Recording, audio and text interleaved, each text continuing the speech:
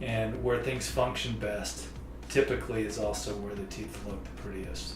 The typical patient that comes into my office that is suffering from some type of temporomandibular joint dysfunction is a woman that has so much pain in their jaws that it's starting to affect the quality of life.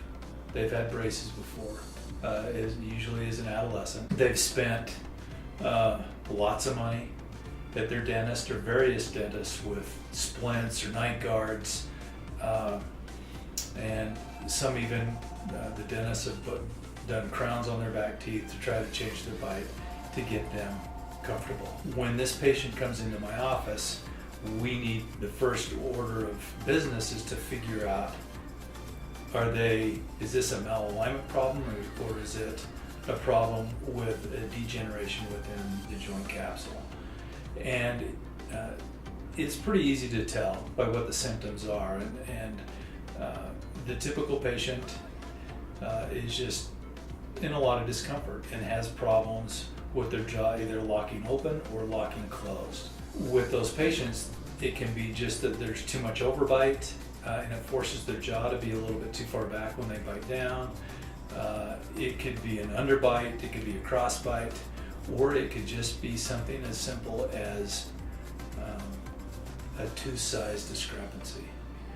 And all that means is that in a normal bite, an ideal bite, your upper teeth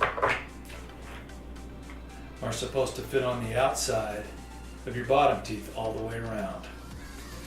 And this is how we as orthodontists, we want that to be ideal. That's important for function and for aesthetics. In order for that to happen, the upper arch needs to be bigger than the lower arch by a very specific amount. And if it's not, either things don't fit together right, or you've got spacing, or you've got crowding. So the ratio has to be pretty exact. It's not unusual for a patient to come in and that ratio's off. And because that's off, we can't get that bite right. And that could be as simple as that is what's causing the pain that they're having to deal with in their jaw joints. So the ratio needs to be right, and we can do that by, first of all, we have to make the arches the right size and shape so that they match. And then if there's a tooth size discrepancy, there's going to be spacing. And it's usually these teeth right here that are the culprits. They're either too big or too small.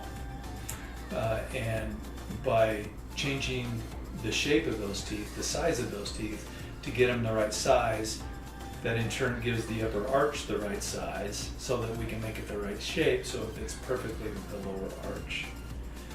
That is a pretty typical scenario, but we need to move the teeth first before we can do that. We have several patients that come through here that is the only issue. We put braces on and change things, and it's not a 2-year process. It's not unusual for it to be a year or a few months less than that. And not only do we have TMJ issues that go away, but we also have teeth that just look really good.